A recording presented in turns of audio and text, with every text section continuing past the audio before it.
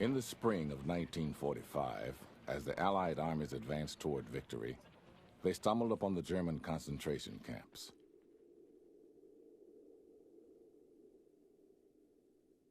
Few are prepared for the hell they encounter.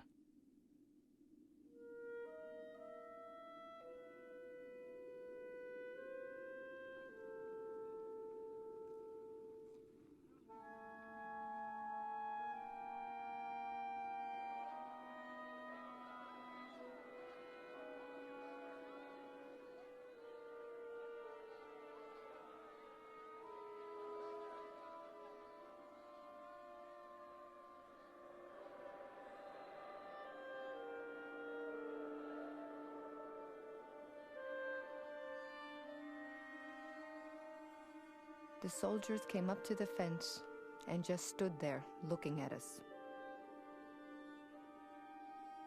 I couldn't understand their behavior at all. I wish I could tell you how eerie that was, watching them staring at us in that inexplicable way. But then I saw one of the soldiers double over and throw up. Soon another was doing the same, and then another. And then I understood. They were looking at us in disgust. A deep despair came over me. I felt like Adam when he first knew he was naked, horrible and ashamed. I looked around me and saw myself and the other prisoners for the first time through the eyes of those soldiers. We were disgusting to look at, no doubt about it. It's odd, isn't it, that I had never realized that before. A moment after that first soldier threw up, a strange thing happened among the prisoners. We began turning away from them. We turned our backs to them. We didn't want them to see us. And if a short while before we had in some dim kind of way wanted them to come into the camp, now very strongly we wanted them to stay where they were, or else to go away.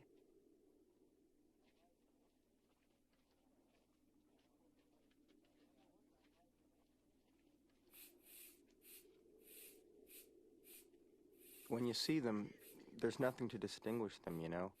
Shaved heads and sunken cheeks. There's no way. It's hard to even see them as human. Under the circumstances, you try to avoid seeing them too much. It's hard to do.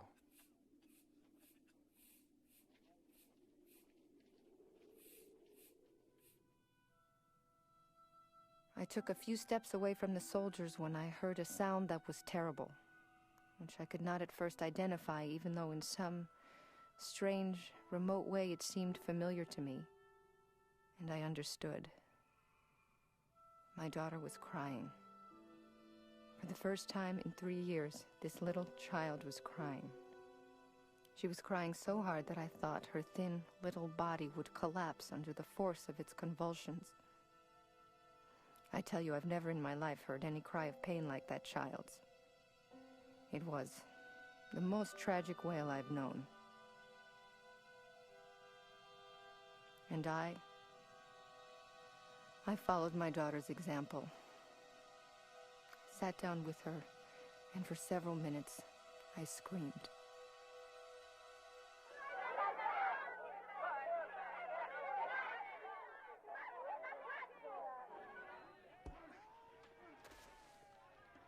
Control was gone after the sights we saw. The men were deliberately wounding guards and then turning them over to the prisoners and allowing them to have their revenge.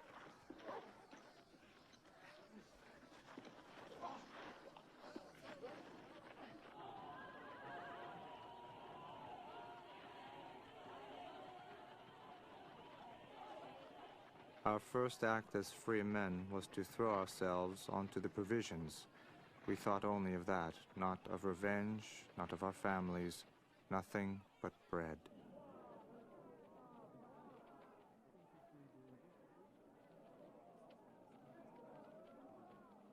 When I was liberated, we ate and ate and ate. No feeling when it's enough, just the knowledge that I'm hungry and maybe tomorrow I won't have. We didn't know how to stop. In their frenzy to fill themselves, many survivors rupture their stomachs. Others, who have clung so tenaciously to life, no longer have the strength to fight off the typhus and tuberculosis that raged through the camps. Within a few weeks of the arrival of the Allies, thousands of liberated prisoners perish. At Bergen-Belsen alone, there are 13,000 corpses to bury.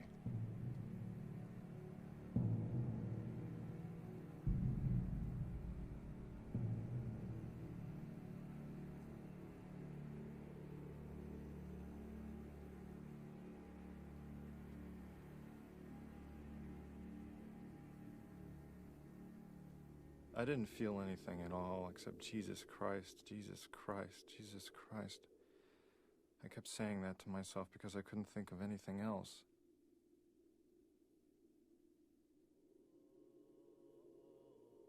You got over feeling that these were people anymore.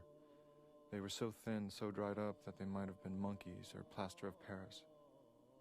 You had to keep saying to yourself, these are human beings. Even when you said it, your mind was not believing it because nothing like this had ever happened before. It just couldn't happen.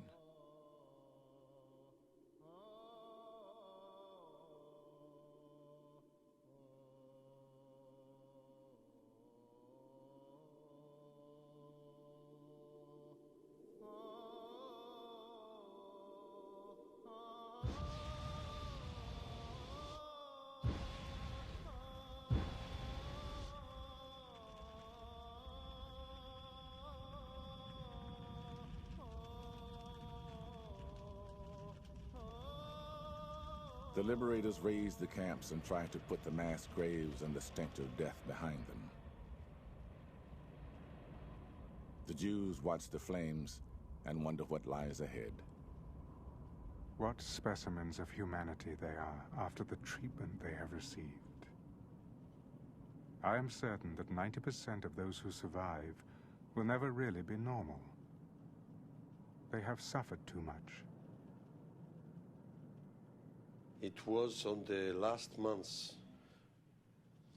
My brother, older than me, came to the fence of my barrack and told me, we don't have the parents anymore. The only one you had was me, but now they take me away. We will never meet again. I don't believe that this hell will take an end. I don't see any light in the edge of this tunnel. You are adult enough, I was almost 8 years old, to understand what I'm telling you. I want you to know that if a miracle will happen, a day will come and you will survive this hell, there is a place on the world named Eretz Yisrael. Repeat the name and don't forget it. Eretz Yisrael, the land of Israel. This is our old homeland. This is the place where they don't kill the Jews. So if you survive, tell anybody whom you meet that they have to take you to that particular place, Eretz Israel.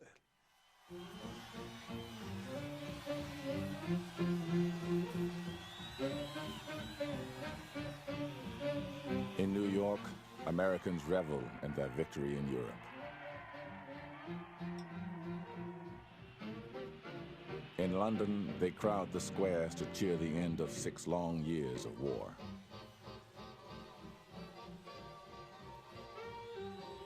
Even in Palestine, there is dancing in the streets. The day of victory. Sad, very sad, writes David Ben-Gurion in his diary.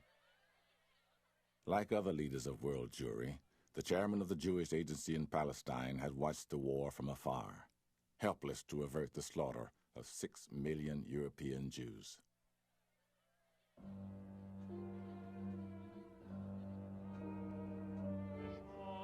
To the Jews, Eretz Yisrael is a land in which they have had a continued 3,000-year presence. Even after the Romans destroyed Jerusalem and expelled them in the 2nd century, Jews remained faithful to their dream of returning to their biblical homeland.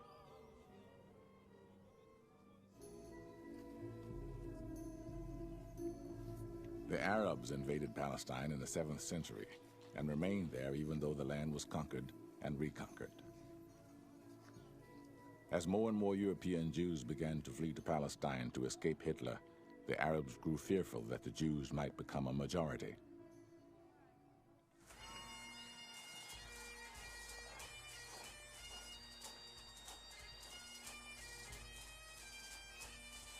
Since World War I, Britain has administered this divided land under a League of Nations mandate, trying to appease both the Arabs and the Jews and protect its own imperial interest in the Middle East. Although Britain at first promised to establish a national homeland for the Jews, under pressure from the Arabs, it changed its policy. In 1939, the British issued a white paper severely restricting Jewish immigration. In June 1945, the British are allowing no more than 1,500 Jews to enter Palestine each month.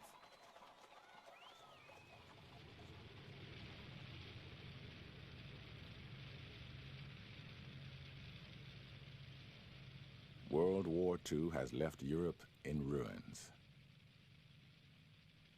In Germany, some 11 million refugees wander through a nightmare land of famine, disease, and desperation.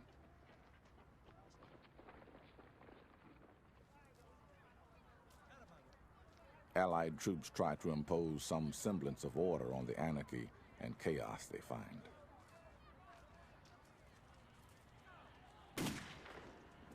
The refugees come from all over Central and Eastern Europe, Russia, and the Baltic states. They include former slave laborers, concentration camp inmates, military conscripts, and prisoners of war. They are officially classified as displaced persons. Jews make up about 100,000 of the DPs, but as soon as they are strong enough to travel, many return home to search for their families. The body, the marvel of the body, it heals with unbelievable speed. At liberation, I weighed 62 pounds. I couldn't stand on my feet.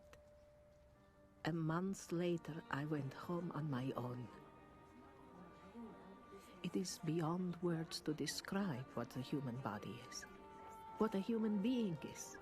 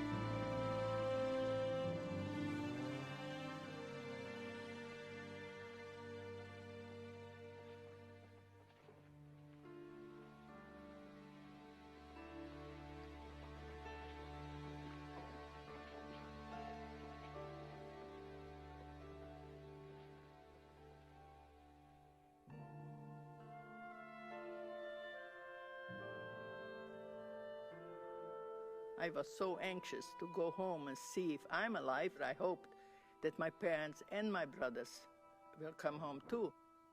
And I got home, I didn't find anybody yet. When young men my brother's age started coming home, we ran to them as fast as we had the strength, and I had a million questions to ask. Boys, did you work together with my brothers? Did you see them? Did you hear about them? I didn't know where to stop, so many questions. Those young men didn't say a word.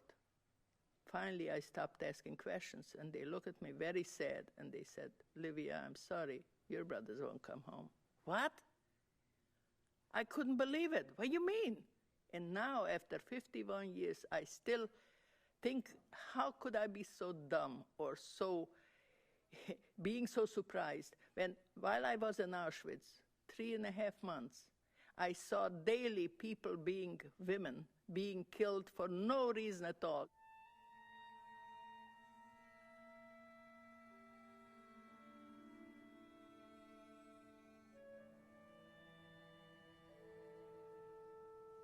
Our houses were destroyed because after we were deported, the Gentiles started to search for gold. They razed the houses and dug pits to look for it. I met one man who I'd known before the war, and he asked me, "Why did the Germans leave you alive? Why didn't they turn you into soap?" After hearing that, I understood that there was no longer a place for me here.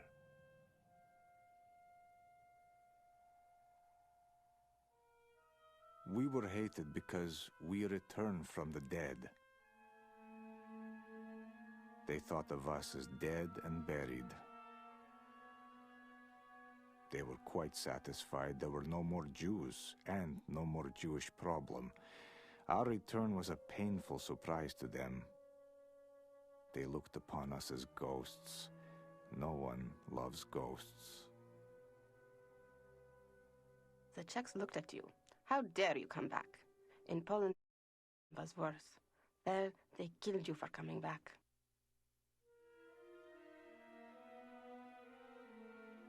In a village near Vilna, 5 of the few Jews who have survived the war are found murdered. Their bodies are brought to Vilna for burial. Stuffed into some of their pockets is a message written in Polish. This will be the fate of all surviving Jews.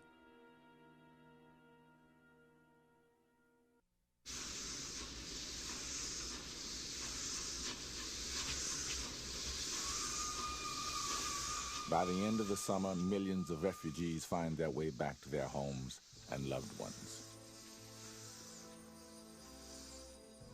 Only the Jews have nowhere to return. All those days we had struggled to survive, hour after hour, day after day. There had been no time to grasp the enormity of our tragedy. Now everything became clear. No longer were our families waiting for us. No homes to go back to. For us, the victory had come too late. Much too late.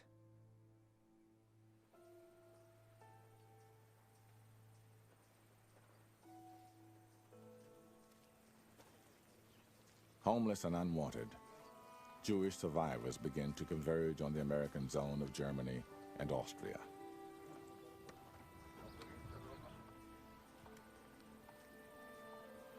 Over 500 assembly centers are hastily set up in former slave labor camps, stables, fields, wherever the Allies can find space.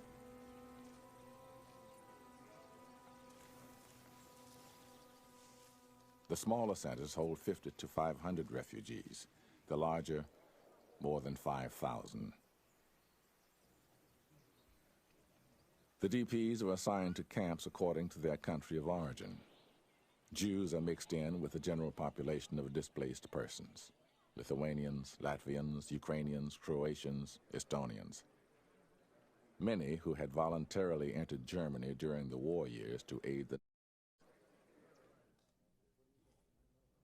man in the next bed could well be a sympathizer or collaborator or even murderer.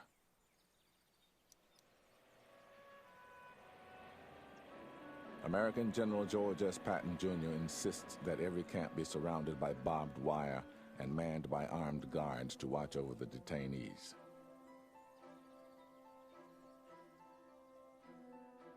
When I look out my window, I see the barbed wire. My heart grows cold. And when I go with my pot to get my meals, I feel as though I'm still in concentration camp.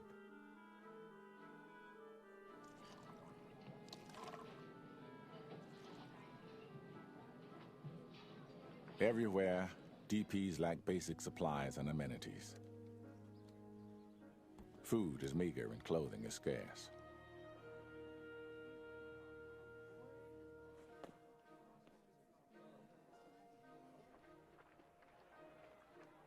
The occupying troops are unprepared to deal with the hundreds of thousands of refugees who speak a babel of languages and have suffered unimaginable anguish and degradation. Untrained to handle the DPs, the soldiers fall back on what they know best: military discipline.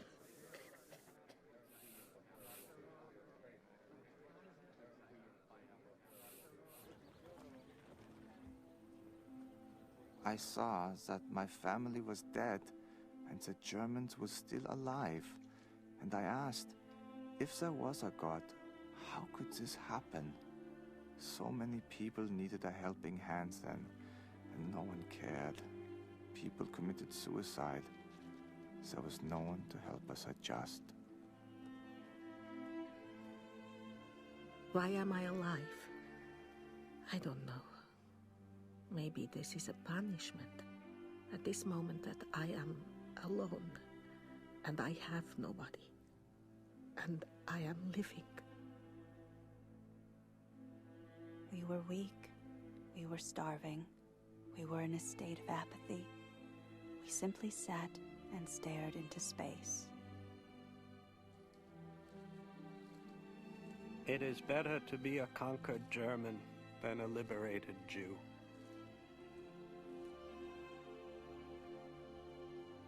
I am angry at the world. The world stood still when we were burning. So much pain, so much pain. How to get rid of it? When I arrived in Dachau, I had no assignment of any kind. No one told me what to do. And I watched the doctors and nurses as they went about their rounds. And I felt completely lost in the sense that here were people working endlessly, trying to save whatever souls they could. And I was unable to be part of that team. I began to walk up and down the row of barracks wondering what was I going to do. And finally I forced myself into a barracks. I opened the door and I came into this dark room where the people were still in their concentration uniforms and were still living on shelves. A voice came from one of the shelves, and it was a very thin, weeping voice, and it said, "I had a brother. We lived together." And he told me the community in which they lived, and then he left us and he went to the United States and he became a rabbi. And the voice asked, "Do you know my brother?" No name was given, except as the voice came towards me, I was attracted by the timbre of the voice, the weeping in the voice. And before the voice was through, I said, "Yes, I know your brother." And then the voice said to me, "Don't say things that are not true just to console me." I said, "I am not consoling you. I'm going to bring your brother to you." And I rushed out of the barracks because I couldn't cope with the situation. I was afraid of it. But when I got outside, I was so sure that I had put the two voices together that I was satisfied that I came to Dachau. If nothing else would ever happen, I had done something. In reuniting the survivor and his brother, now an army chaplain, Rabbi Klausner discovers how he can help the DPs. What they want most is to reconnect to their families and their community. Klausner establishes a committee of survivors to compile lists of Jews still alive in Germany. The thousands of names are published under the title Sharit HaPlata, the surviving remnant.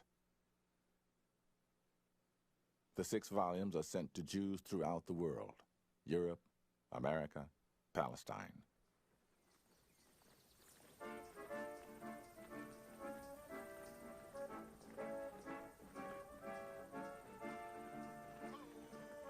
Besides the chaplains, The other representatives of the free Jewish world to reach the camps are soldiers from Palestine. Near the end of the war, England reluctantly allows them to fight with the British Army in Europe under the banner of the Jewish Brigade. We saw a jeep out of which jumped 2 soldiers in uniforms of the brigade, with stars of David on their sleeves. The joy was great. The openness, the connection between us is something that happens only once in one's life, and perhaps only at a specific time, perhaps only then. But like the Allied liberators before them, many of the brigade are appalled by the condition of the survivors. We found a community of living persons who in mental terms were not much different from the bodies we had found. 5,000 Jews like these could turn Eretz Yisrael into a lunatic asylum. I did not believe that these souls would ever be healed.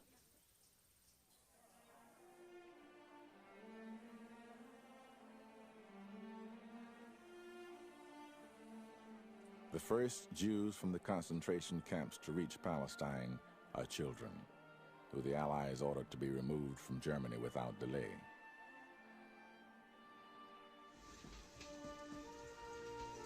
A month after our liberation, we were already on our way through Germany and France to go to Eretz Yisrael.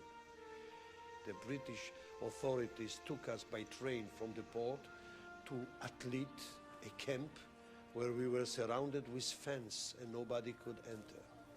But because we were legal, all the papers printed our names.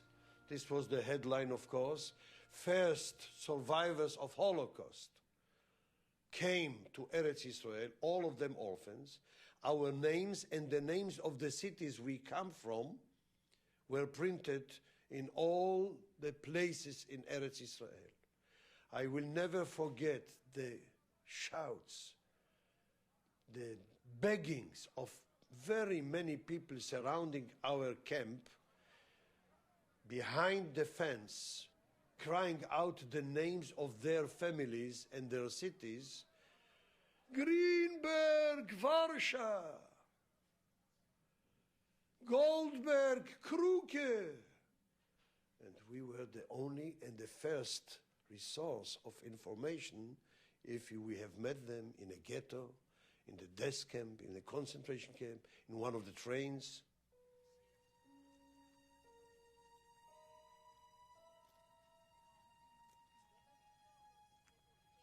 But the world has other priorities. The biggest political surprise of 40 years was the result of the general election.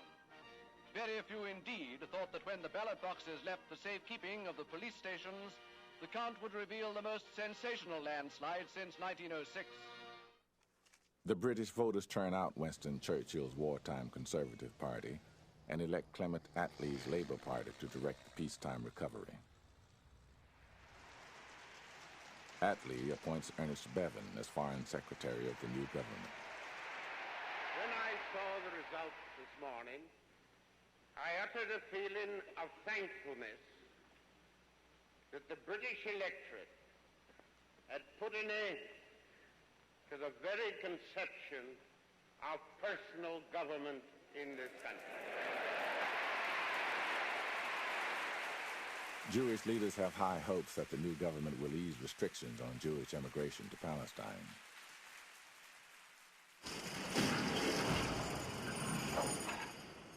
But the economic and social conditions of post-war England forced Labour to re-examine its previous policies. Having spent a quarter of her national wealth on the war effort, Britain is now virtually bankrupt.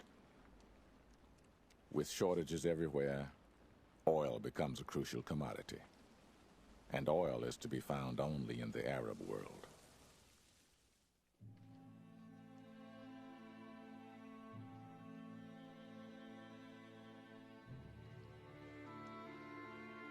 By the late summer, reports of the conditions in the DP camps begin to reach government officials in London and Washington.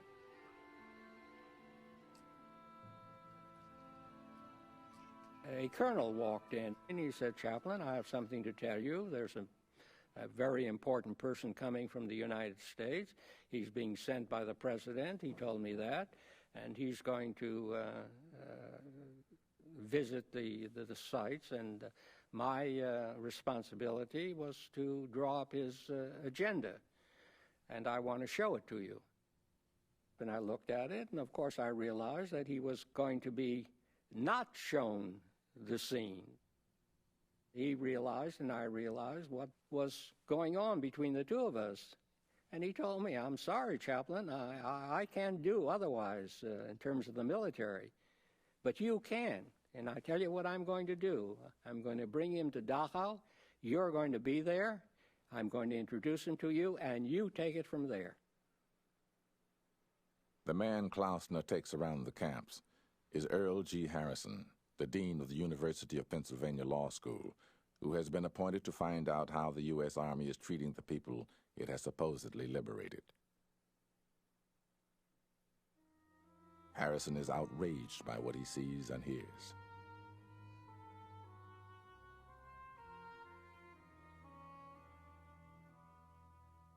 The camp is filthy beyond words. Sanitation is virtually unknown. With few exceptions, the people of the camp themselves appear demoralized beyond the hope of rehabilitation. They are living like a litter of puppies, crowded under the body of their mother. When I undress at night, I can't help feeling everybody's looking at me. Sometimes Mother holds the blanket in front of me, but sometimes she's too tired. After visiting 30 camps, Harrison files an interim report highly critical of the U.S. Army's treatment of the survivors.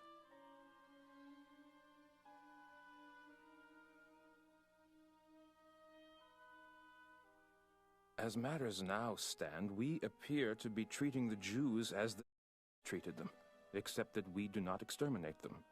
They are in concentration camps in large numbers under our military guards instead of SS troops. One is led to wonder whether the German people, seeing this, are not supposing that we are following, or at least condoning, policy. Harrison urges the Army to recognize the Jews' unique experience of oppression and persecution, and to house them in separate camps. He also urges that their food and clothing be radically improved, and that they not be subject to Army discipline. In his final report to President Truman, Harrison stresses the Jews' desire to leave Germany and Austria, and suggests that the British admit 100,000 of them to Palestine. Truman responds to Harrison's report by cabling Prime Minister Attlee and requesting, as a humanitarian gesture, immediate admission of 100,000 refugees to Palestine. Before the Harrison report is even made public, Attlee turns down Truman's request. I'm very sorry, I can't see any comments at all to make on the conference. 5 days later, the cabinet approves Foreign Minister Bevin's recommendation that Jewish immigration to Palestine remain at 1,500 persons a month.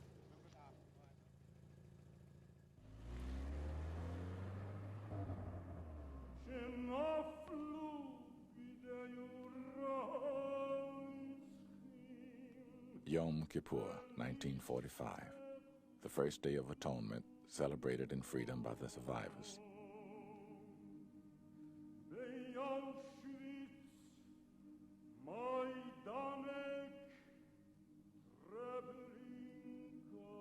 At Feldafing, the first all-Jewish DP camp, 5,000 Jews come together to pray. The intensity of the prayers during that Yizkor service is something I shall never forget. Wails and crying of young and old. Some mourning for a child that would never grow old. Others for a parent that would no longer be there to guide them. Others, a brother or sister. It was as if only mourners attended these congregations.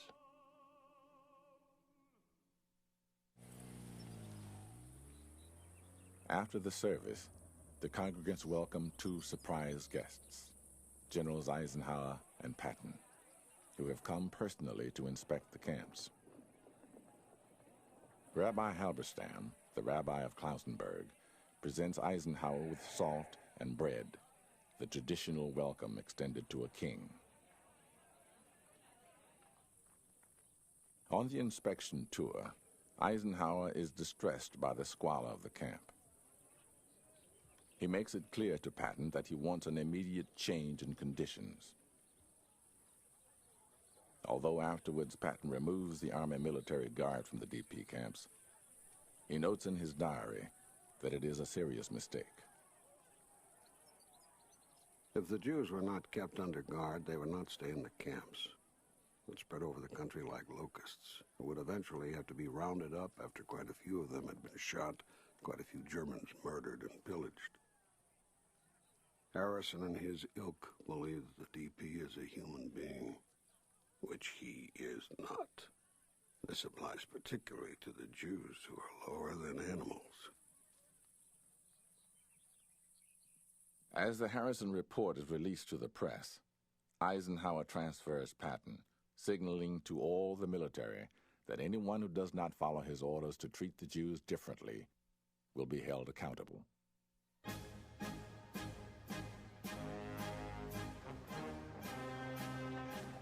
In the United States, the world's indifference to the survivors of the Holocaust unites the Jewish community.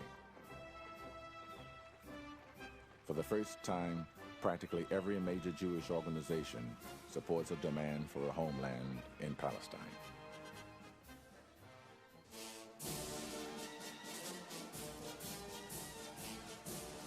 In Palestine, the British decision to maintain restricted immigration also unites the Jewish community.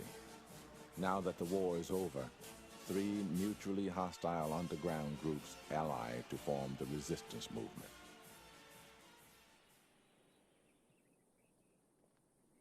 The militant Irgun is led by Polish immigrant Menachem Begin, whose parents and family were all murdered by the Irgun joins with the smaller Stern gang under the military leadership of Itzhak Shamir and the larger Haganah, a defense force which had been organized to protect settlers against Arab terrorism. They begin guerrilla attacks against Palestine railways and airfields and British military installations. Jerusalem was the scene of more outrages. Bombs placed in the railway station resulted in the loss of more British lives. Shortly before the explosions, a girl had driven up in a taxi and deposited several suitcases in the station. And although the British sergeant removed one of them, the other 2 blew up when he was taking them out and killed him instantly. Here's some of the men arrested for alleged complicity in the murderous attack. They're all reported to be of Polish origin. In Europe, the Haganah also steps up its activities to help bring the refugees to Palestine. If I was down in a town in southern Bavaria called Bad Tölz, and the phone rang and the lady is on the phone, I was 27 years old, not married, no responsibilities, and when the lady says, would you come and meet me in Paris in room 203 of the Royal Monceau Hotel, I couldn't think of one good reason to say no. So I went.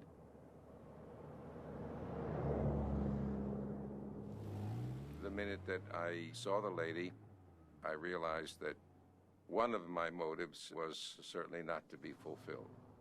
She kept me out in the hall and said, will you work for us? And I said, who's us? And she said, Haganah. Now, I knew what the word meant. I had no idea of what the implications would be, what she would request. Sometimes you've got to say yes or no according to the gut. So I said yes. At that point, I was invited in. She sat me down and gave me my marching orders. I was shocked. She said, okay, here's what we want. We're going to be moving streams and streams of surviving Jews, and we're going to be bringing them from far away in Eastern Europe We're going to bring them to Germany, and you're going to become part of that process. Eastern European Jews who had fled deep into Russia to escape, or who had fought with the partisans or hidden in the forests, now turned westward. Their route leads to the DP camps in the American zones of Germany and Austria, then to selected seaports and Palestine. This migration of refugees is called the bricha, the Hebrew word for flight, and becomes the largest illegal mass movement in modern times. Many a night I would make the trip, leaving at dusk from my house, and a convoy of 6 trucks, and a couple of jeeps fore and a couple of jeeps aft, and up we would go. The loading, a matter of 20 minutes. If the people were carrying little bags or little suitcases, we throw everything away to make room for one more person on the truck.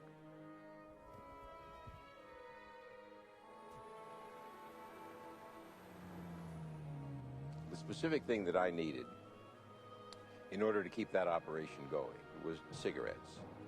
Cigarettes was the currency of the black market. A package of cigarettes was worth $15.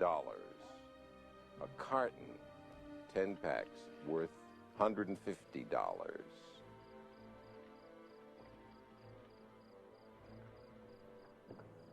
It costs me 1 carton per Jew. That's $45,000 worth of cigarettes every single night. You had to bribe the Polish side, you had to bribe the Russians on the Russian side, and you had to dump the big bag full of 300 cartons of cigarettes on the ground and leave it there, and they divided it up among themselves. The Führer must have had full knowledge of what was happening with regard to concentration camps, the treatment of the Jews. I already mentioned it as my opinion that the Führer did not know about details in concentration camps. Not asking about details, I'm asking about the murder of 4 or 5 million people. Are you suggesting that nobody...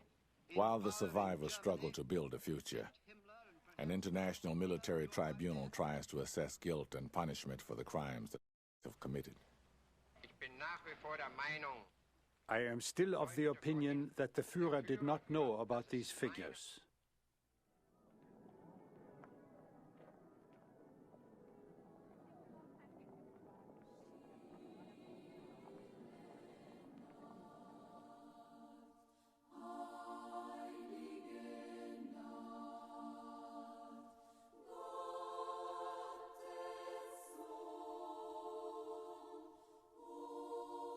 On Christmas Eve, 1945, the defendants celebrate together in the second-floor double cell, which has been converted into a chapel.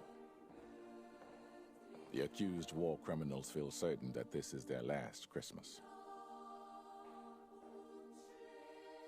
Goring tells the others, If I've got to die, I'd rather die as a martyr than as a traitor. Don't forget that the great conquerors of history are not seen as murderers. Genghis Khan, Peter the Great, Frederick the Great. The time will come when the world will think differently about all this.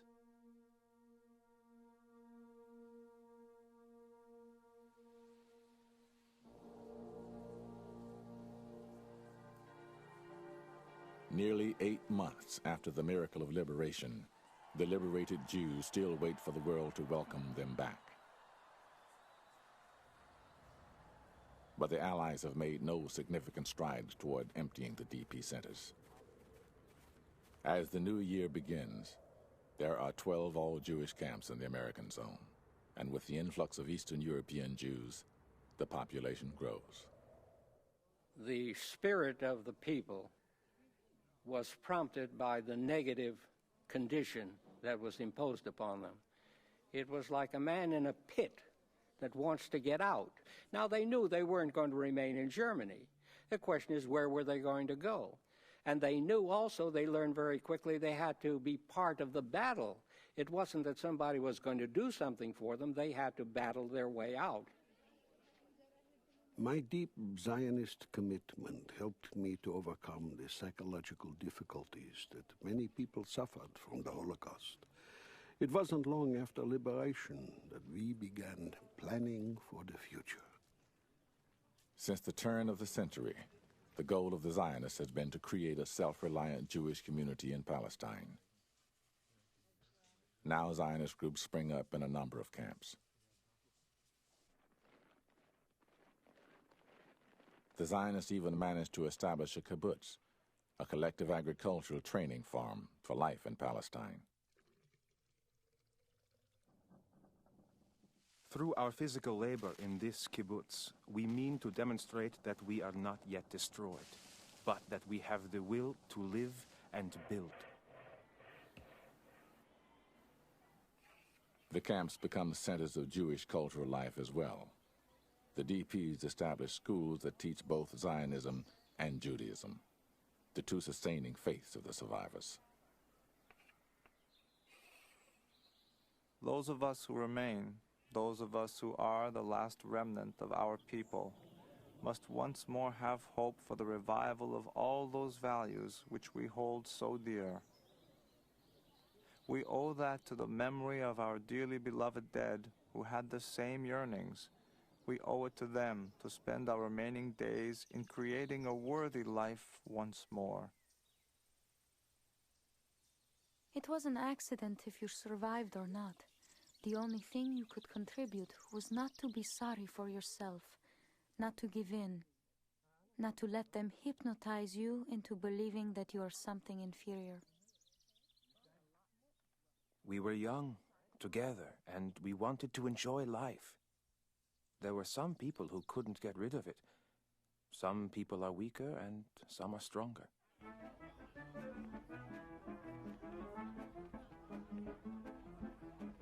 Don't be sad now, little one, I command. We had people from 40 to 50 countries, people with different mentalities, different languages, different cultures. But in some way, we melted together to make one family. My husband was a Polish survivor.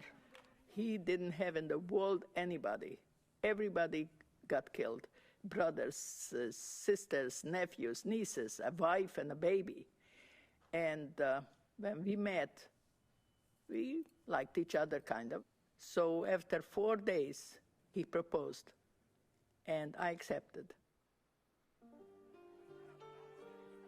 There was at least one wedding every day at Bergen-Belsen. People paired themselves because you had nobody. Out of loneliness, we got together.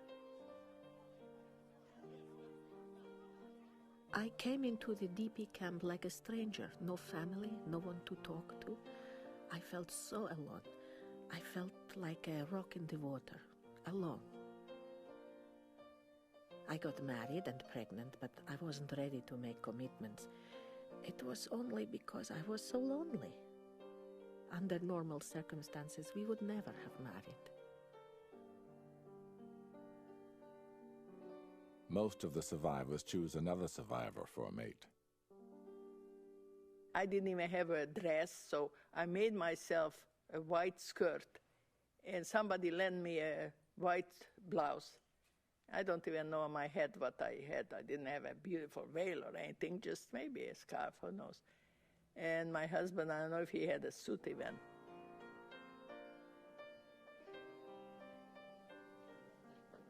When there was a wedding, the whole camp came to the wedding to celebrate, like we were all related. Every wedding was a celebration for the whole camp. And that was it. You know, but 4 girls shared the room in the camp. So they did me a favor, and they went to somewhere else. And we had our, you know what. Anyways, so this was the wedding. And we lived happy 40 years.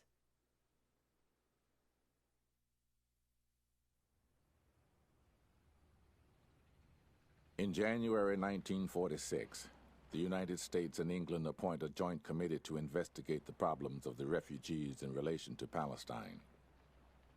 The committee has 6 Americans and 6 British members. I joined the Anglo-American Committee of Inquiry on Palestine as a foreign correspondent for the New York Post.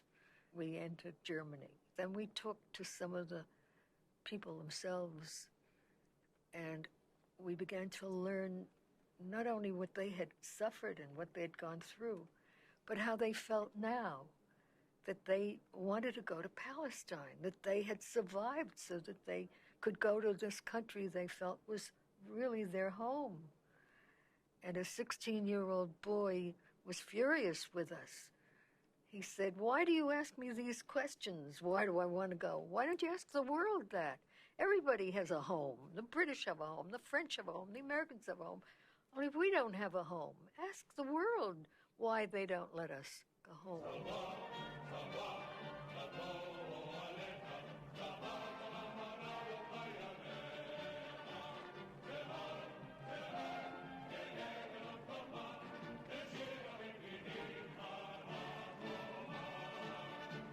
In a poll of over 19,000 Jewish DPs in Germany, 97% declare they want to settle in Eretz Yisrael.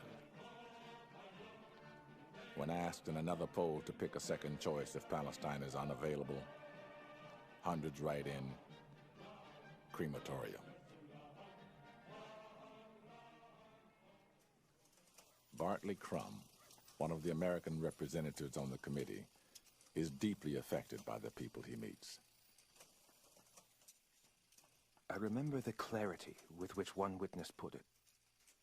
He explained that only the Zionist goal could make the DPs work. They had done such inhumanly hard labor for that their attitude to work could become positive again only when they were inspired by a great ideal. I myself, he said, would never have wanted to do a day's work again in my life if I were not imbued with the ideal of Palestine. The committee moves on to the Mideast to interview both Jews and Arabs. Dr. Chaim Weizmann, president of the World Zionist Organization, is the first witness. Despite all promises by British and American statesmen and leaders, Jews are able to enter Palestine only as illegal immigrants. European Jewry cannot be expected to resettle on soil drenched with Jewish blood. Their only hope for survival lies in the creation of a Jewish state in Palestine. For the refugees, the clandestine route to Palestine leads over a hazardous 12,000-foot alpine pass to Italy.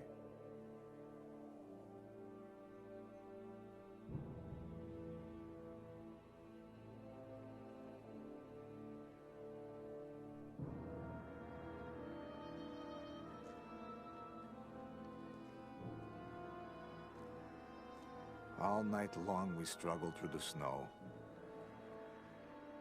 Sometimes we were led on a path of sorts, but often there would be drifts across the path through which adults waded waist-high, carrying the children.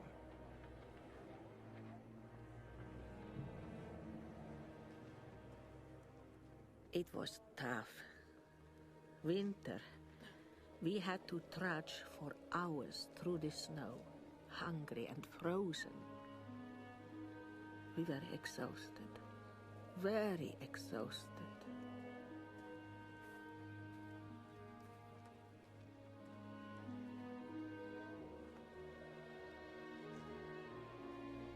This is a new type of person, tempered by incredible suffering. No matter how closely the borders are watched, these people will move from country to country toward the Mediterranean seaports. They are resolved that nothing will stop them.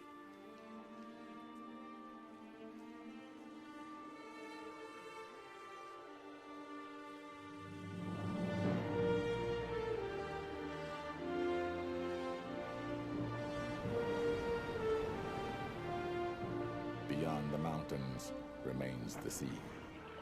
Under cover of night, the refugees board leaky cargo ships, secretly bound for Palestine. The boats are often purchased in the U.S. and manned by American crews. There I was in the ivory tower of the Harvard Law School, and I became aware for the first time of what had transpired in Europe. And I didn't see how I, as a Jewish boy, could stay there while history was being made. The Harvard Law School would always be there. This was a moment in history. This was when the Jews were changing the world. They were leaving the ghettos of Europe, and they were going to go to Palestine. They were going to form their own state. And I had to be a part of that.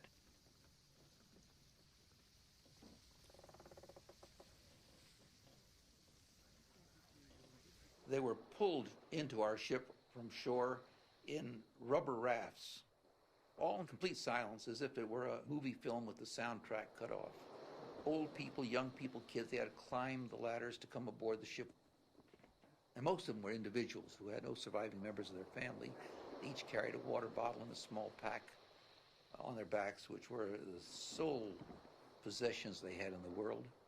I remember a bearded gentleman, and I was urging him to get in and climb in. And he stopped me, and he said to me in Yiddish, he said, and I will not say it in Yiddish, what he said to me was, wait a minute, he said, I was once master of my own house. And it really struck me that it was just by the sheerest blind fate that I was not in his position, but I was a well-fed American who had survived the war in comfort and was now directing him. Could have been my father.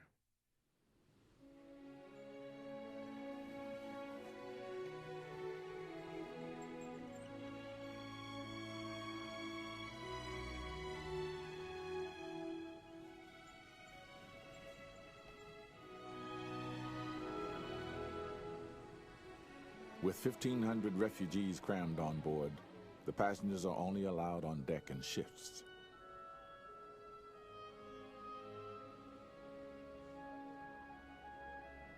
For most of the voyage, they remain cooped up in the holds to avoid detection by the British.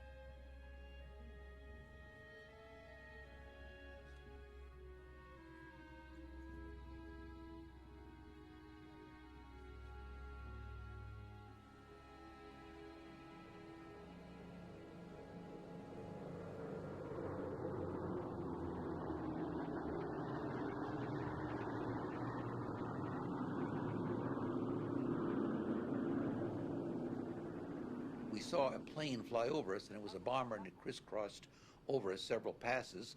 We knew we'd been discovered by a British search plane. And the people were permitted to come out on deck.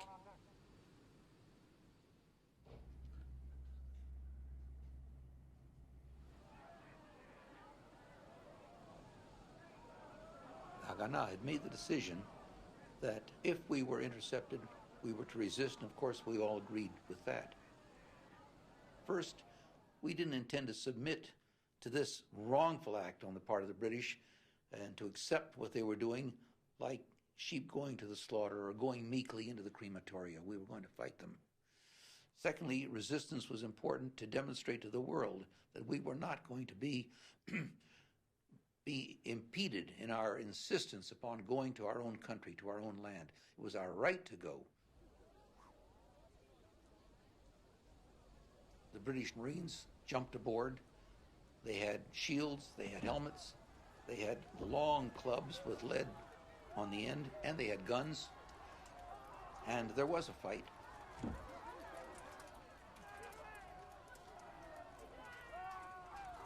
They succeeded in taking the wheelhouse and had the fighters segregated in groups with guns pointed at them. As we were towed into Haifa Harbor, 3 of us dropped into the water. I was caught by a patrol boat after I'd been in the water about 10 minutes. Beginning in 1945, 63 ships carrying nearly 90,000 refugees tried to cross the Mediterranean to the Promised Land. Only 6 managed to evade the British gunboats and reach the shores of Palestine undetected. The British take the severely wounded and injured to hospitals and transfer all the rest to detention camps.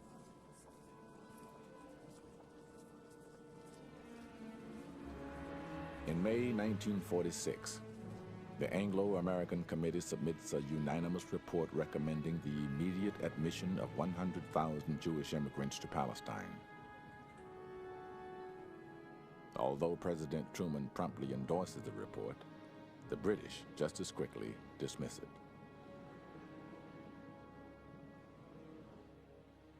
Attlee tells the House of Commons that before any immigration into Palestine can take place, the Haganah and other illegal Jewish armies must disarm and disband completely.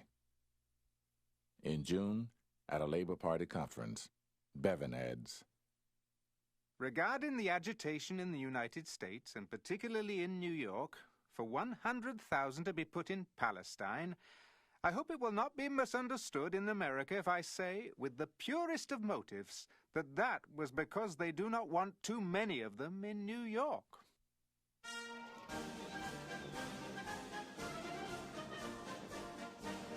In the United States, even though immigration is already severely restricted, many see the arrival of any foreigners as a threat to the American way of life.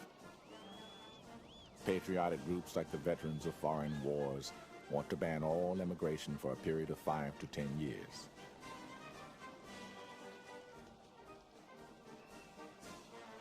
Letters to the White House and Congress run 7-1 against allowing DPs into the U.S. The word refugee is synonymous with Jew, and the latter is synonymous with red, states one writer. A year after the defeat of Germany, the communists replaced as America's chief enemy and its major concern abroad.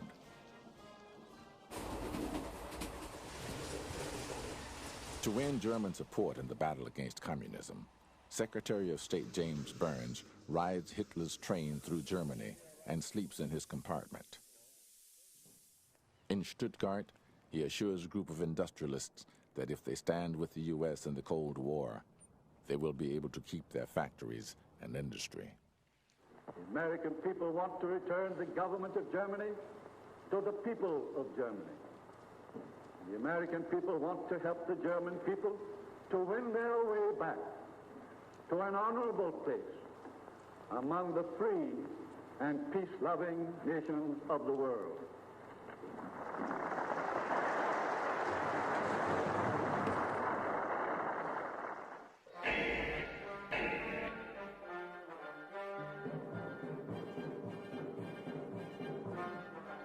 Germans respond with relief to the Secretary of State's message.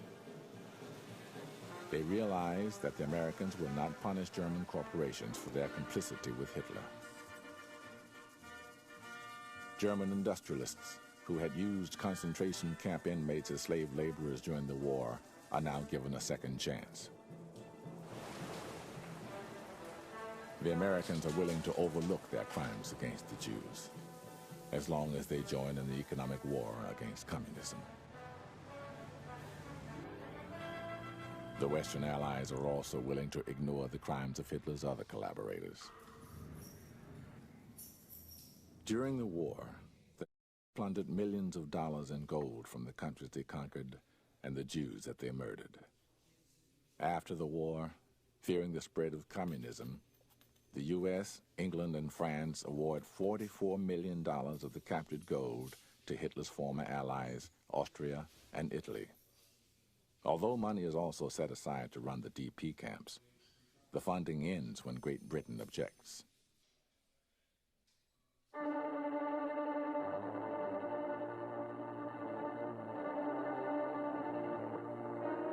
New days of crisis in Palestine as the British complete an intensive search for weapons at a Jewish settlement at Yagur.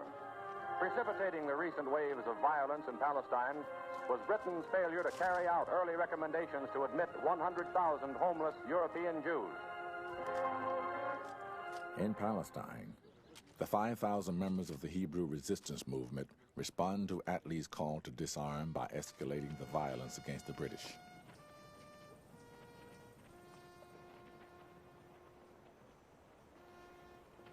Convinced that only force will change British policies, members of the underground blow up bridges and damage key industries in a declaration that they will no longer wait passively for the camps to be emptied.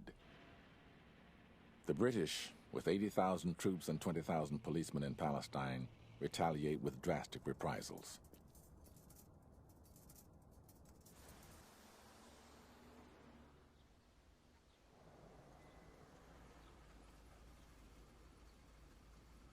At dawn, June 29, 1946, called Black Sabbath by the Jews, every available British soldier and policeman sweep down on the Jewish agency headquarters and 25 settlements throughout the country.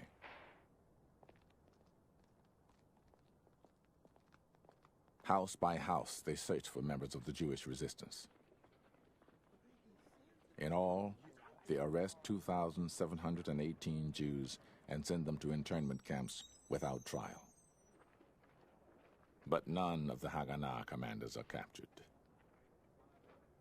Menachem Begin, leader of the militant Irgun, decides that a counterattack is needed. Palestine.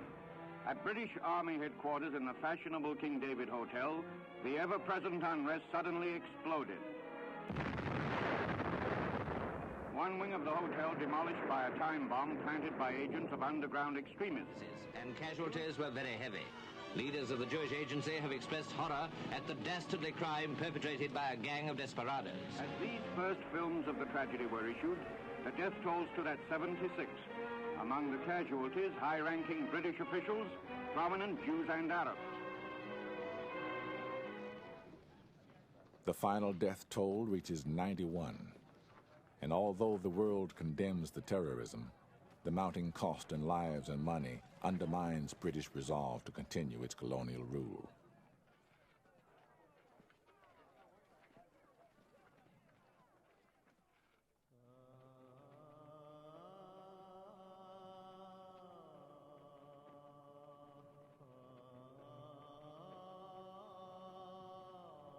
In Poland, the Jews who have remained also reconsider their future. On July 4th, 1946, in Kielce, 41 of the town's 200 Jews are murdered after a 9-year-old boy claims that he has seen Jews kill Christian children for ritual purposes. The lynch mob is led by members of the clergy and the local militia.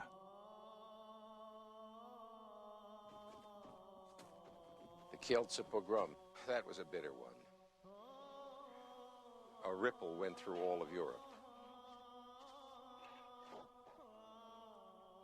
General McNarney, head of the U.S. forces in Europe, sends Rabbis Freeman and Philip Bernstein to Warsaw to determine how the murders might affect the refugee problem. The rabbis visit 4 of the most powerful figures in Poland. The first is the American ambassador. You were either in favor of the state being established at some point under some set of conditions, or you were not in favor of it. And he was not in favor of it.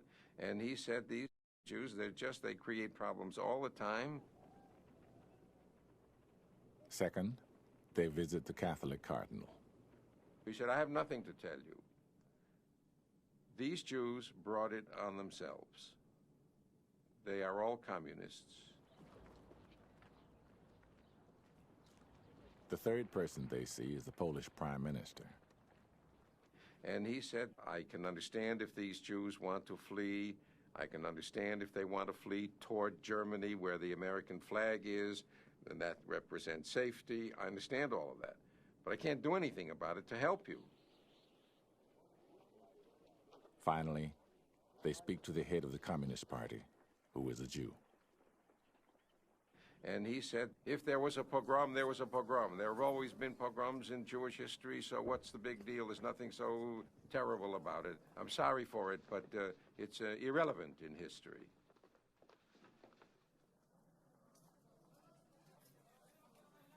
And we wrote the report that the military command in Germany could expect over the period of the next year to a year and a half, approximately 150,000 people to come flooding in from the east to the west. And if you want to close the borders, and you want to try to prevent these Jews from coming in, then you're going to have to do it by armed force.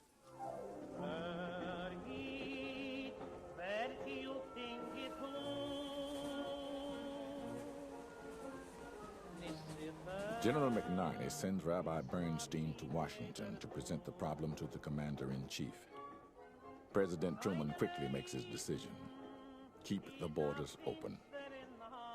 In the next 3 months, 90,000 people leave Poland and enter the American zone of Germany and Austria, hoping to immigrate to Palestine.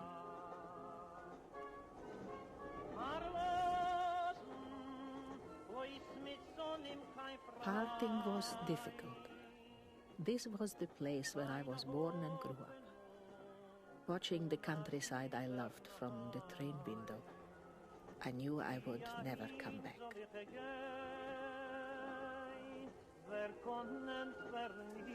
We have wandered enough. We have worked and struggled too long on the lands of other peoples. Now we must build a land of our own. Yet life in the DP camps is hardly more secure than the life the Eastern European Jews have left behind. The Germans killed us, says one refugee. The British don't let us live.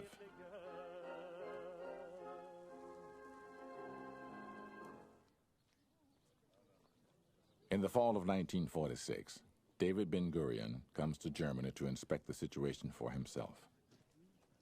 Rabbi Freeman is asked to take him around the camps. And I said to him, what you have to do, if I may be presumptuous, what you have to do is try to lift the morale. And so he got up there. They were all standing. We didn't have seats. There were 5,000 people in the camp by now. He spoke to them in Hebrew for a few minutes. This sentence I remember clearly: I come to you with empty pockets. And he took his pockets of his trousers and pulled them out, inside out, to show them that they were empty, he had nothing there.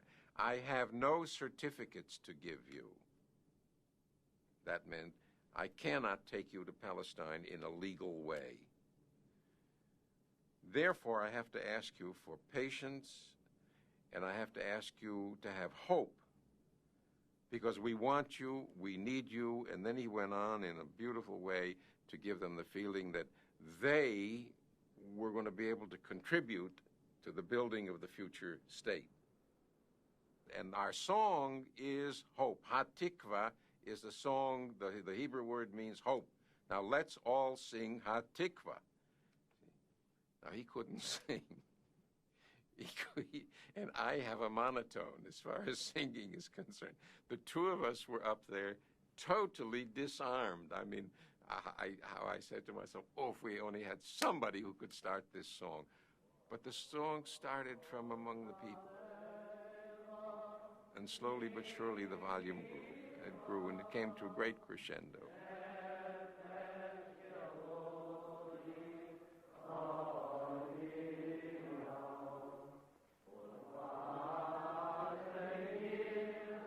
During the song, he started to cry. He wasn't going to say anymore. He didn't say anymore. But he was touched. And every time I think of that, I am also. We left the camp, we got in a car and went to the city, to the hotel. He said, they will have patience, they will have weight, and we'll build the country on them.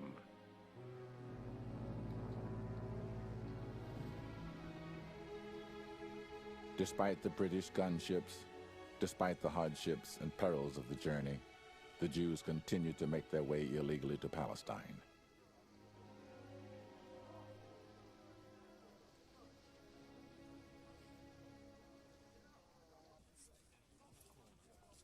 In August of 1946, the British began deporting illegal immigrants who reached Palestine to detention camps on the island of Cyprus.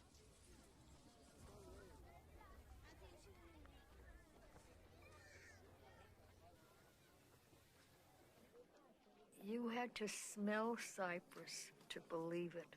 To this day, I can still smell cypress. It was about 115 degrees, I think, but it felt like 200 degrees in the heat. And the people were living in tents and Quonset huts, squeezed together. There was no running water in Cyprus. There was no privacy in Cyprus. You smelled the garbage all the time. You smelled the sweat of the people as they leaned over the pots and pans where they were cooking their food outdoors because there were no kitchens indoors. I felt that these people either had complete despair or such hope and faith that nothing could stop them.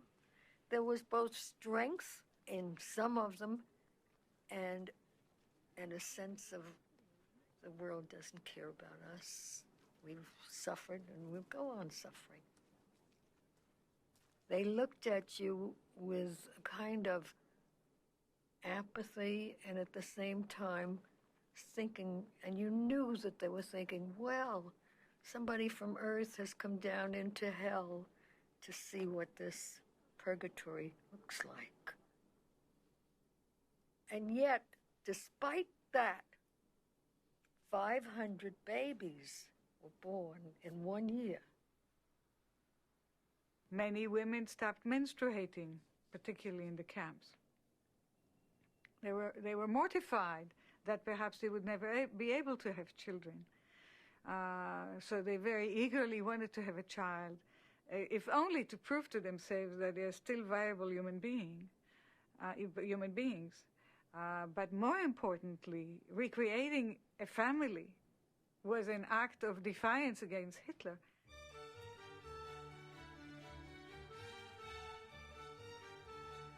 Both in Cyprus and in Europe, the DP camps have the highest birth rate of all the Jewish communities in the world.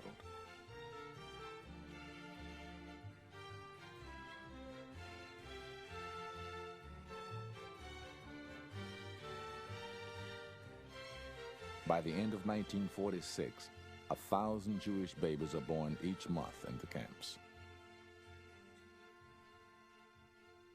One day, I didn't feel so good. I went to the doctor and they said, I'm pregnant. I was so happy, I'm pregnant. I ran to the office and I say to the other woman, I'm pregnant, I'm gonna have a baby. And she says, oh, Livia, I'm so sorry to tell you. What do you mean? Why aren't you happy for me? She says, exactly this morning I got a notice that you should come for the visa to go to America. I said, so what? I can go to America. No, the baby has to be a half a year old before they can let me go. Well, it spoiled a little the happiness, but I was never sorry that I was pregnant. Every mother loves their children. But to me, they replaced my parents, my brothers, my uncles and cousins and everybody. Parents can be replaced, but at least I had something my own. So we came to America in 1947. Most survivors that went to Israel went because of their beliefs in Zionism and wanting to build a Jewish land. Most survivors who came to the United States came because they had relatives here and they believed that they could recreate a family and a sense of family. So they came with that longing.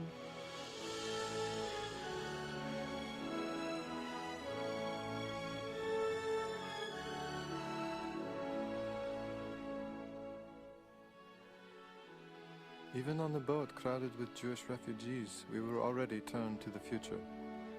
Nobody told stories of the past, though everyone had a story to tell. There was expectation of new things in the air.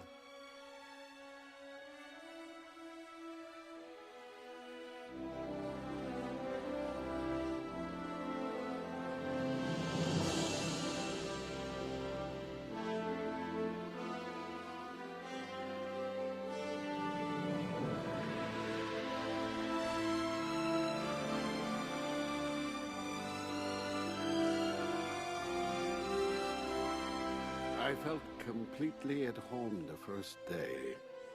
I had left nothing on the other side but misery. and tragedy and horror. It was like emerging from the ashes like a phoenix, with this exhilarating feeling of freedom. The tragedy was in me and would stay with me, but for the time being, this was my rebirth. I felt like a hunchback with the hump somehow removed, who can straighten out and walk like a man.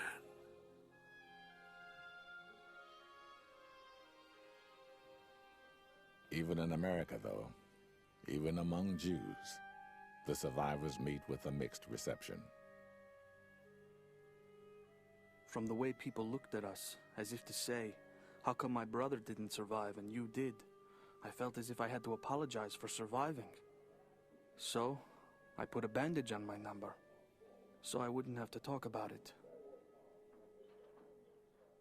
When I came here, I want to tell my brother the whole story, because he didn't know anything, how our parents got killed and what I know, but they didn't want to listen. Forget it. Why should you? They were sorry that I should be upset. But to me, it would have been good if I talk about it, but they didn't want to listen. Forget it. We can't forget it, but don't talk about it and don't. Okay, so I learned not to talk. We really didn't understand what the survivors were telling us. The story sounded too horrible. We simply did not believe them. They needed help, and we had no idea what they were talking about. They would say, you live in America now. The past is the past. Let bygones be bygones. The reactions they received here were sometimes so insensitive that it's shameful to repeat. Like the survivor would tell about Auschwitz, and people would say, well, we had it hard here too. We had to stand in line for cigars. Or did you really never get a dessert? Or without toilet paper? How could you live without toilet paper? Or what did you do to survive? There was an assumption that if you survived, you must have committed immoral acts.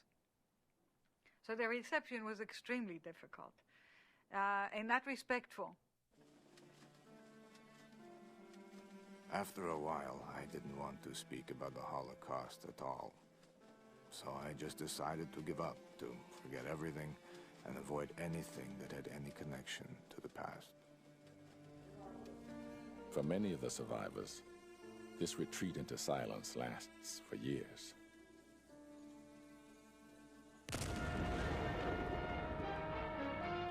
"16 persons die and 13 others are injured as extremists blow up the Officers' Club at Haifa in an unremitting campaign of violence."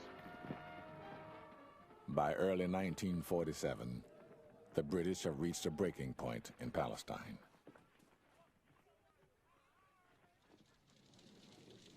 Almost no night passes without a sabotage attack against their military installations. In January 1947, the wives and children of British servicemen are evacuated to Britain. Harassed by unrest and revolt in India, Egypt, and other parts of the Commonwealth, the British begin thinking of cutting their losses in Palestine.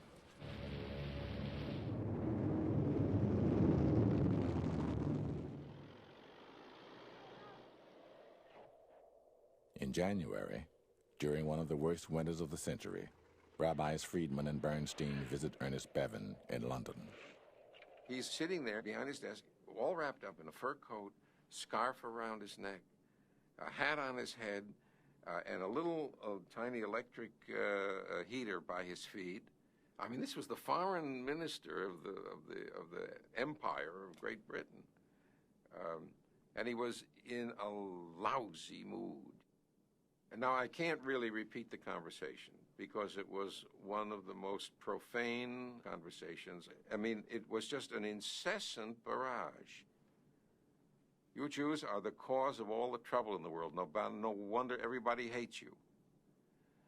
You are never satisfied. You are always wheedling up and asking for something. And finally, at the end, he made this terrible outburst. And I'm going to get rid of the whole effing problem, because why the hell should England have it on her back? I'm going to throw it to the blank United Nations. Let them struggle with it. A month later, Bevin announces in Parliament that he is referring the Palestine question to the United Nations. The Jewish delegation meets in the New York hotel suite of Chaim Weizmann to assess their chances. Surely the Soviet Union would be against us, and that meant 5 states. Surely most of the Latin American states would be against us, because the Vatican had this theological quarrel, as it were, with the Jews. Surely the social democratic countries, who are a majority in Europe, would be against us, because they would go along with Mr. Bevin, who was flesh of their flesh and blood of their blood. And by the time we'd finished listening to Dr. Weizmann's litany, we went away in a rather chastened mood and thought it wasn't such a good idea, from our point of view, to have the United Nations deal with this question. On April 28th, a special session of the General Assembly is convened at Lake Success, Long Island, to appoint yet another committee, the 19th, to explore the Palestine problem. Few expect the session to yield any positive results. But something very dramatic happened.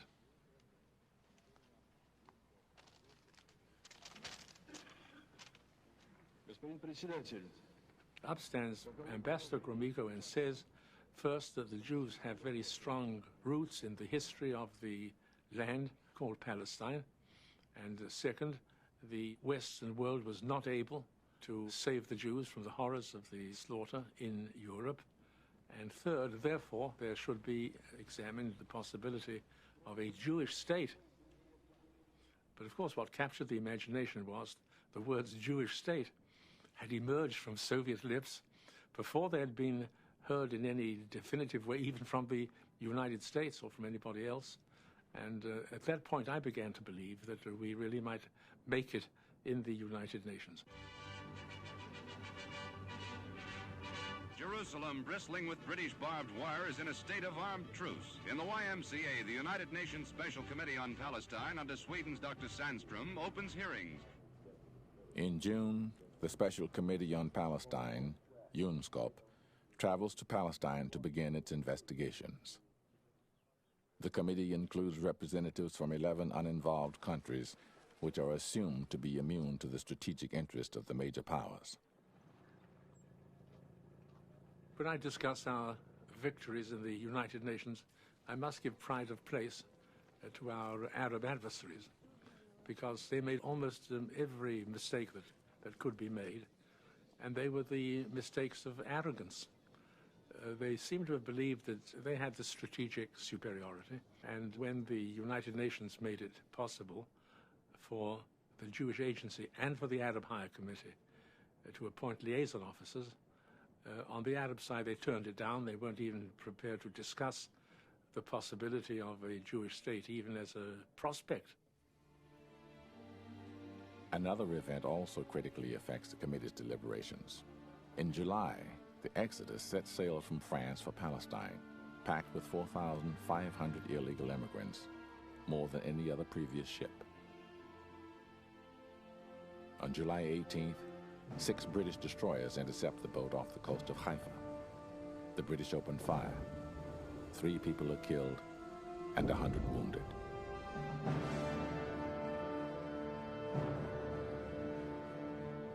And then the Exodus came into the harbor.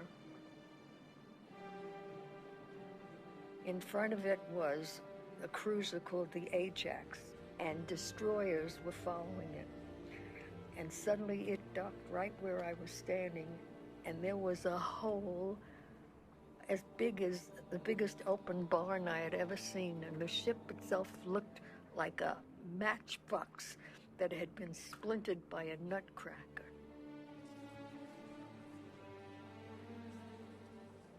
And now the British had them in the harbor and were forcing them off the ship.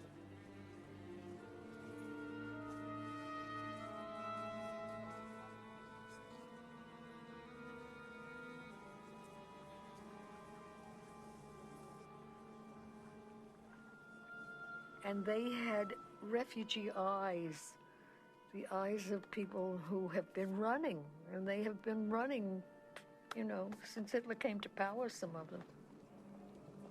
And those who were badly wounded, whose heads were already bandaged by the doctors among the refugees, the British took off the bandages, no matter how painful it was. And if they really were badly hurt, they were put on stretchers and taken to hospitals in Haifa. But if their wounds were not what the British considered serious, they were forced onto these so-called hospital ships, and everybody was told they're going to Cyprus. Abba Eban persuades Emil Sandström, the Swedish chairman of the UNSCOP committee, and the Yugoslav delegate to see for themselves what is happening in Haifa.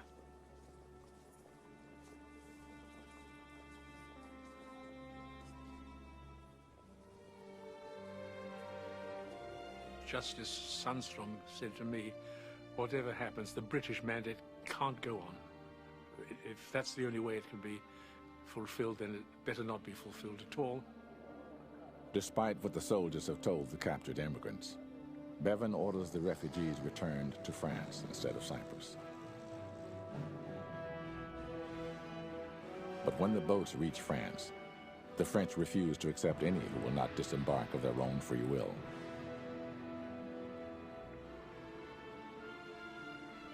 No refugee leaves the ship. The British announced that they would take 3 correspondents aboard the ships, and they selected me to represent the American press. They took me down into the hold, and this so-called hospital ship was a prison cage. There were no beds. The people were lying half naked, one head here, feet here, squeezed against each other. Each one of those prison ships had 1,500 people in that heat.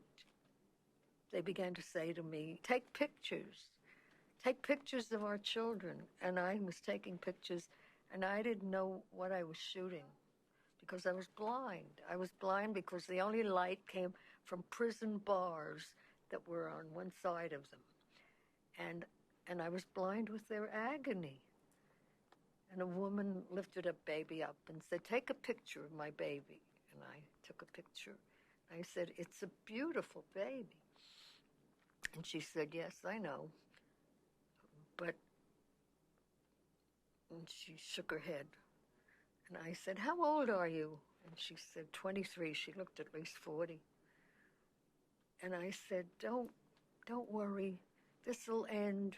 You're going to get there. I said, everything's stupid in the presence of some overwhelming tragedy. But she was much wiser than I. And she said, no, my life is wrecked. But I'm going to live. I'm going to live so that my child will live. I'm going to live so that no Jewish child will ever be burned in a gas chamber again. I'm going to live. And then I realized that this whole odyssey, that this whole terrible journey had been made for the children.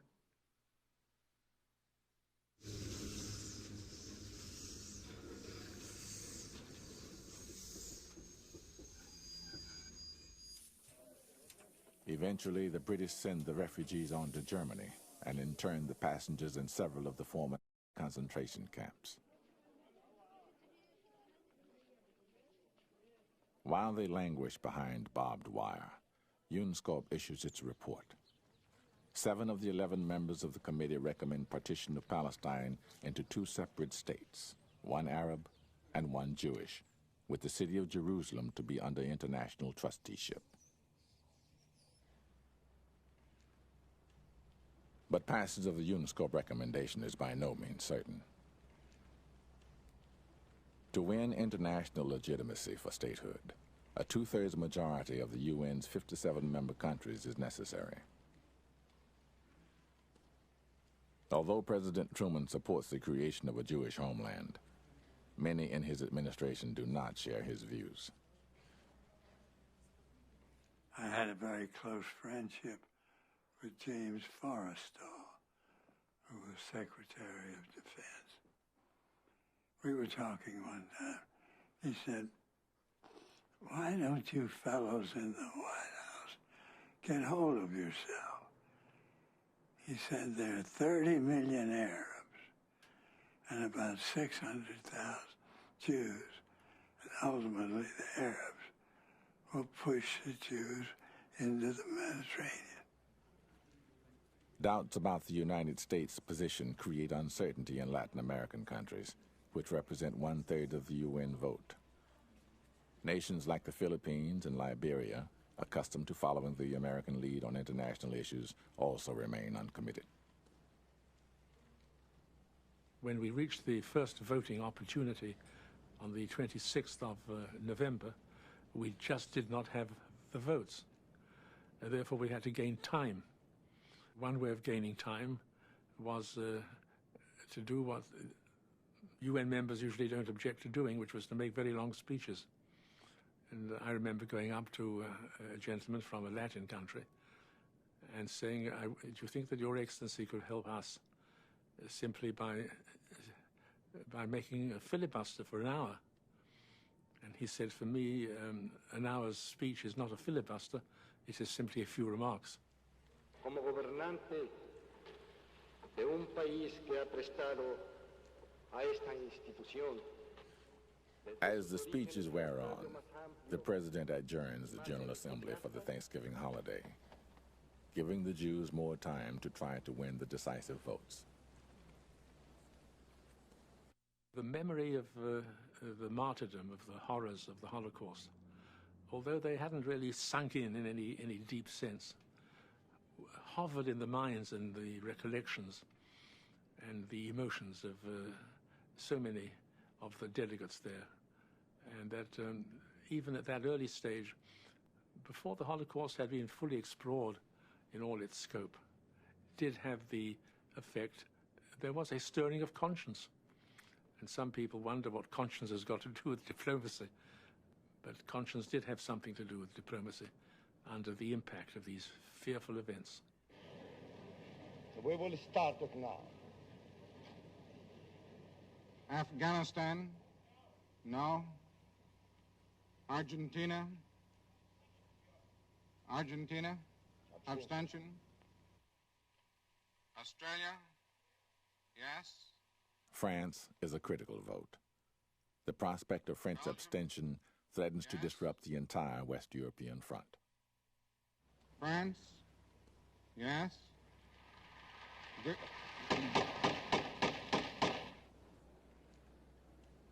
The outcome depends on the votes of a handful of tiny nations whose decision is in doubt until almost the last moment. In the end, many are influenced by the actions of the U.S. The United States, yes. The resolution of the DUC Committee for Palestine was adopted by 33 votes, 13 against, 10 abstentions. With only 3 votes to spare, the United Nations authorizes the establishment of independent Arab and Jewish states in a petition to Palestine.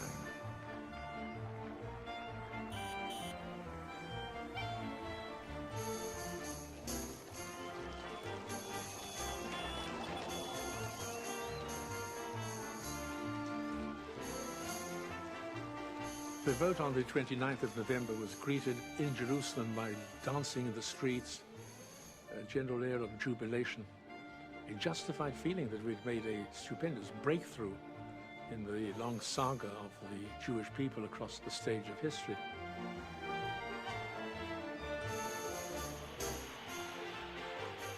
We were happy that night, and we danced, and our hearts went out to every nation whose UN representative had voted in favor of the resolution.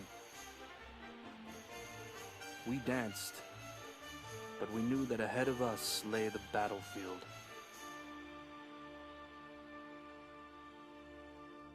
The Arabs consider the UN decision unjust and inequitable. They argue that humanitarian relief for the Jews does not require dividing Palestine into separate Jewish and Arab states. Why should they alone have to pay the price for Hitler's crimes? They refused to recognize the proposed partition plan and began a campaign of violence against the Jews.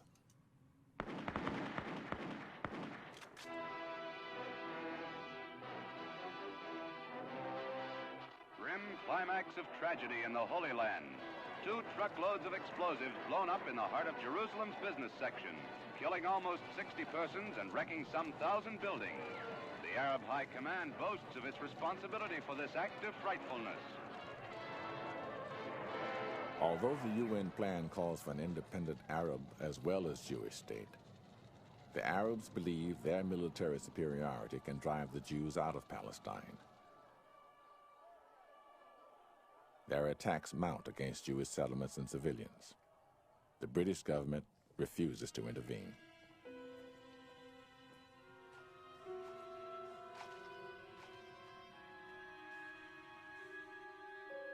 In Cyprus, in Germany, in Austria, the survivors continue to wait for the gates of Palestine to open.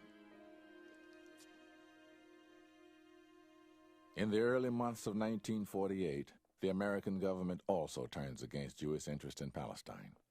Here was the position that the President of the United States was in. He believed in a certain policy regarding Israel.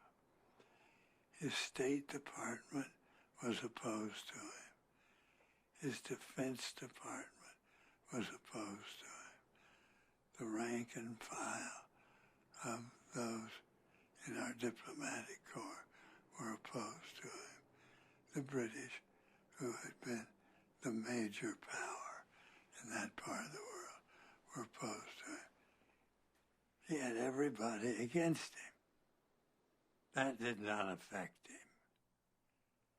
He believed that they were entitled to a homeland, and he was going to do all in his power to see what could happen.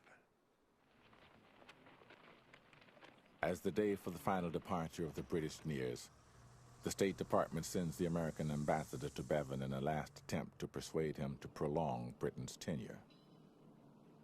But Bevan has had enough of Palestine.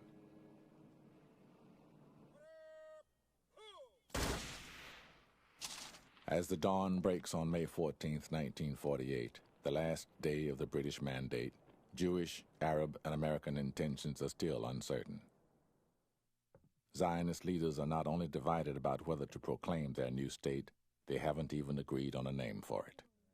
And if independence is proclaimed, will anyone recognize or acknowledge it? 50 hours before the still unnamed nation is declared, President Truman meets with Secretary of State George Marshall in the Oval Office. The president has asked Clark Clifford to make the case for recognition. I may say so. I was really ready. And I started at the beginning. And it was a very telling story. Gave a little history of the Jewish people, what they'd been through. I have 2 or 3 excellent quotes from the Old Testament, particularly from Deuteronomy, in which the Lord said to Moses, "These land shall belong to you and your people." I noticed Marshall's face getting redder and redder and redder. But I went right on as I'd planned. When I finished, Marshall could hardly contain himself. He said, "Mr. President," he didn't quite point his finger to him at him, but he almost did. He leaned forward. He said, "Mr. President, let me tell you something. If you were to select the policy that Clifford has presented to you today, I would be unable to vote for you in the election this coming November." Total shock to everyone.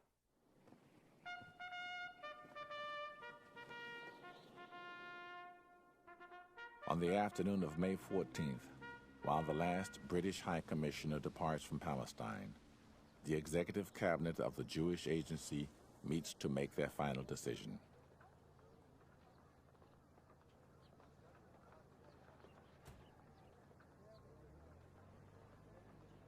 By a vote of 6-4, they decide to declare statehood. By virtue of the natural and historic right of the Jewish people and of the resolution of the General Assembly of the United Nations, we hereby proclaim the establishment of the Jewish state in Palestine to be called Israel.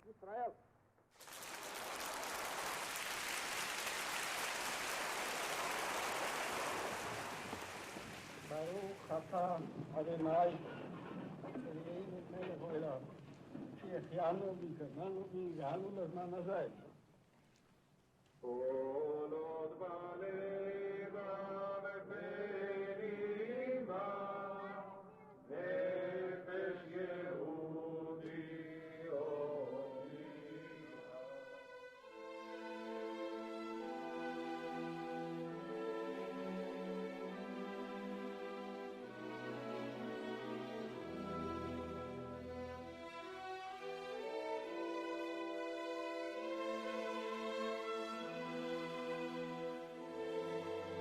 When I heard the wonderful news announced on the radio, I became for a short while speechless. Then I burst into tears. Mentally, I was transported to another location, to the death camp Auschwitz. In the severe frost, a group of young, barefoot girls proudly walked their last mile to the awaiting truck. As the truck started toward the gas chambers, they broke into loud singing of the Hatikva. At that time, I said to myself that beyond any shadow of doubt, this singing, like a passionate prayer, had reached heaven, and that someday it would be answered.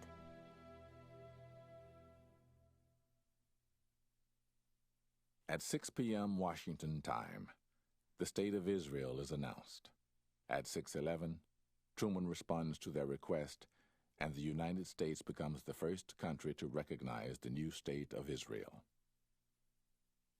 In the end, having argued his position, Marshall agrees to accept the president's decision rather than resign.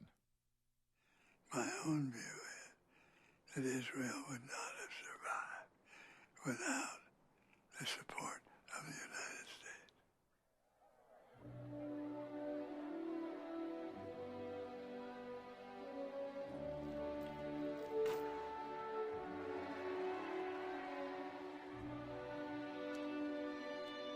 The years of exile and wandering are finally over. At last, the Jews have a homeland where they can begin to build new lives.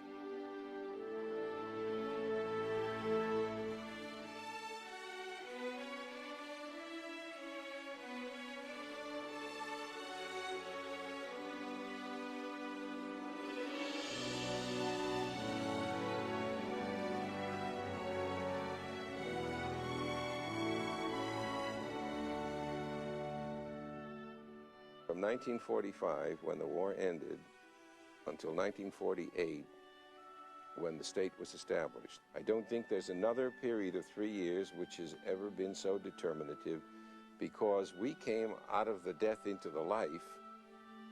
The Jewish people almost died, I mean totally and finally and irrevocably.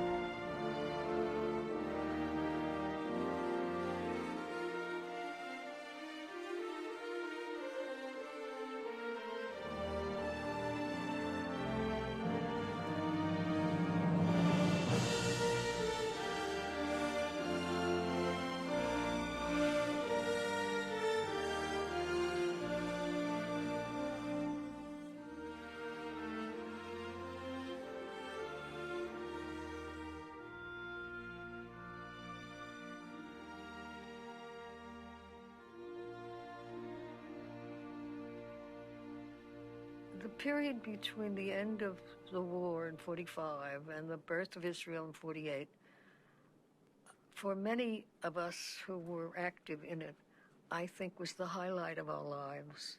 My feeling about this period and the work I did was that a tremendous opportunity had been given to me to prove myself as a human being.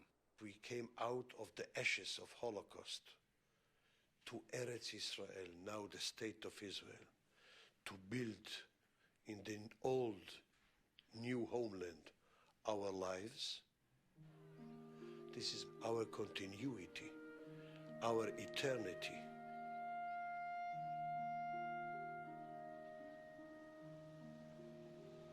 The fact that the survivors chose again to live in this world, that they were willing to give it a chance not only for themselves, but to create a new generation, to create a country for the Jewish people, a state. I think that's an absolute miracle. It's a true testament for their humanity, and I believe it's a true testament to the Jewish people. As a private person, I believe I can overcome the Holocaust.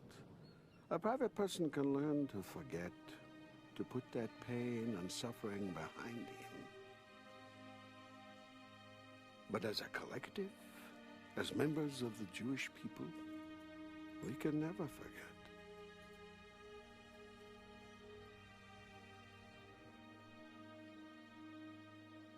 If we were not an eternal people before, we are an eternal people after the Holocaust. We have not only survived, but we have revived ourselves. In a very real way, we have won. But in a very real way, we have lost. Who knows what beauty and grandeur 6 million could have contributed to the world? We lost. The world lost. And yet we won. We're going on.